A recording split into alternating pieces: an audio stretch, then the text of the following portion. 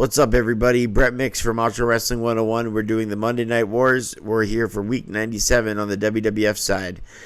As always, I'll do this review in under 10 minutes. They give you the full show recap. Hit like and subscribe if you're enjoying these reviews. I enjoy putting them out there. So this is week 97. The ratings were for this week's Raw 2.6. Nitro scored a 3.9 though. WCW wins for the 60th week in a row. 60 consecutive victories by Nitro by a total of 1.3 viewers over Raw this week. So now after this week's loss for Raw, the total scoreboard all time in the Monday Night Wars has Raw at 17 wins. It's 1-7-17. 78 losses and 2 draws through 97 weeks. This show this week went on live Monday night on the USA Network for this week of September 15th, 1997. It took place from the Worthen Arena in Muncie, Indiana. I'm not sure if it's Muncie or Muncie. I'll go with Muncie. This show was building towards Bad Blood and One Night Only in the UK. So Shawn had problems with the Hart Foundation for the One Night Only build and the Undertaker for the Bad Blood Hell in a Cell build. This is the One Night Only go home show, so to speak, because that's this Saturday on pay-per-view from the UK. But Bad Blood would take place a couple weeks later after this. We first see a clip of Austin stunning Jim Ross at Ground Zero. We see him stunning Sergeant Slaughter last week on Raw. Ross in the video package says, "Who's next? Who's next on Austin's hit list? We'll find out tonight." They knew Steve Austin segments are drawing so high on the USA Network, so they try to circulate the whole show around him now. And they would do that more and more as the weeks go on. Months and years as well, for Austin's sake. Raw opened up with the pyro, the thorn in your eye, the awesome opening video. It can't be stressed enough how integral that was to the Attitude Era and to the WWF success on Monday nights. Was that Raw is War opening with the pyro, thorn in your eye song. It went together like peanut butter and jelly. Or something like that. JR and King open up on commentary as McMahon is on assignment tonight. So it's that, but the King says that it's going to be a big night. We have an IC tournament quarterfinal matches. IC title tournament for quarterfinal matches to see who the new champion will be, as Austin had to vacate the title after SummerSlam.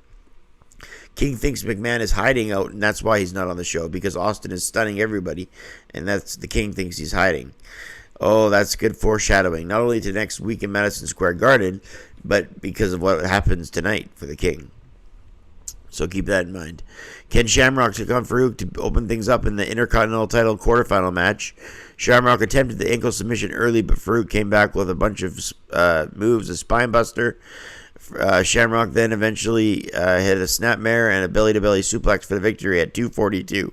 He beats the nation leader at 2 minutes and 42 seconds. Bad match. It was just really bad. I give it a quarter of a star. And Farouk shouldn't be losing that easily in just 2 minutes clean. The LOD then come out to join Shamrock fighting off the nation. I mean, he's the nation's leader. At Bad Blood, so what does that say about the rest of the nation, right?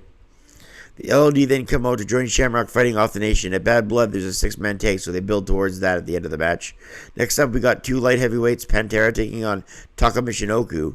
They gave these guys some time to work, and work did they ever.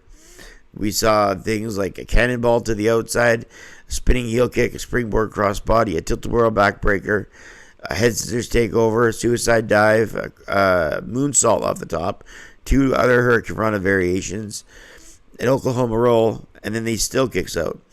Off the top, Taka hits a tornado DDT out of the corner, and a missile dropkick by Michinoku as he slams Pantera. Taka Michinoku ended up getting the win at 3:58 after some high amazing risk offense in this one. I gave it 3 stars and a quarter.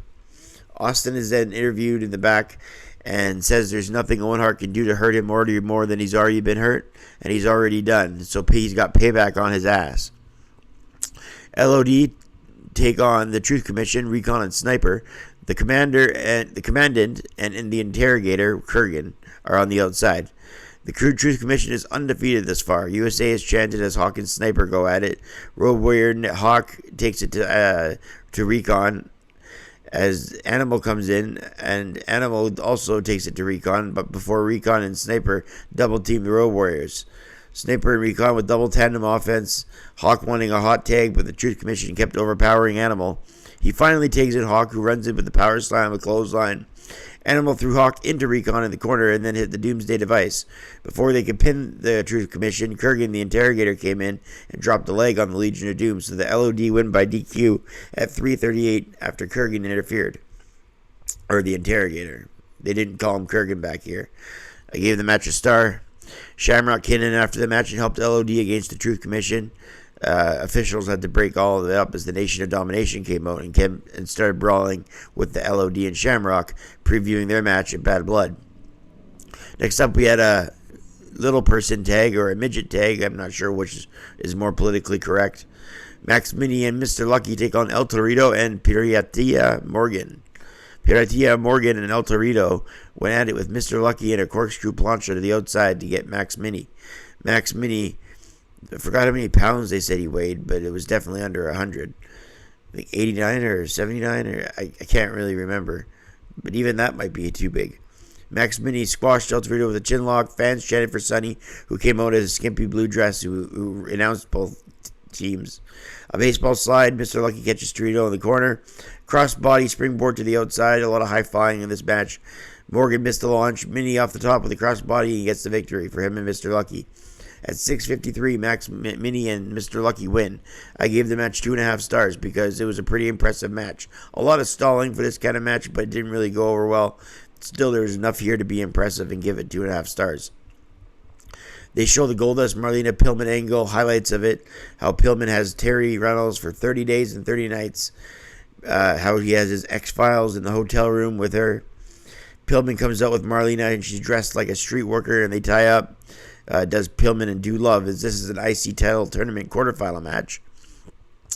Dude Love goes to the outside as he charges towards Brian.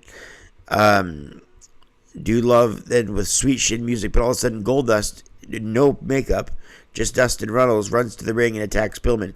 Pillman wins the match by DQ at 4:47 after Goldust attacks him in the ring, and Goldust had to be separated by officials as Pillman grabbed Terry and ran away.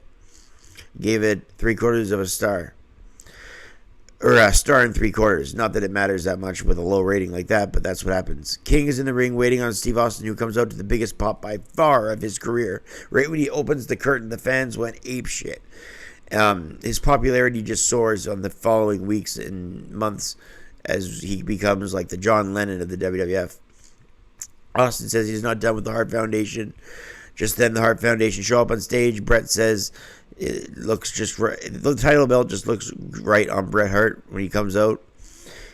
Brett says the Hart Foundation, we've had it up to here with you. And Owen says for once he's used the American legal system to his benefit and he's got a restraining order on Steve Austin. Austin is going to have to send 100 feet away from Owen Hart. And the King says, I can't believe you've got a restraining order. You should put a stunner on. And then Austin kicks the King and gives him a stunner. So now the King's got Jim Ross, Slaughter, and the King. So all he's got to do is get McMahon. I wonder if he'll do it next week for MSG. Cornette comes out to do commentary in his place as Owen Hart and the Patriot go at it. Patriot wins at 10:37 after shocking Owen with a victory roll as Austin comes out and tears the restraining order in half on the apron. Owen's shocked as the Patriot rolled him up for the pinfall. Owen says, arrest him, but then HBK comes out with short shorts and talks about The Undertaker and Hell in a Cell. Taker shows up on the Titantron behind a cage in the dark, and he says that HBK will rest in peace. The Headbangers defend the tag titles against the Hart Foundation, Brett and the Bulldog. Really good match here. They gave it 12:45. The Headbangers won in the end by DQ as Bulldog pinned Thrasher, but Brett was the legal man. This makes Bulldog rip up the American flag.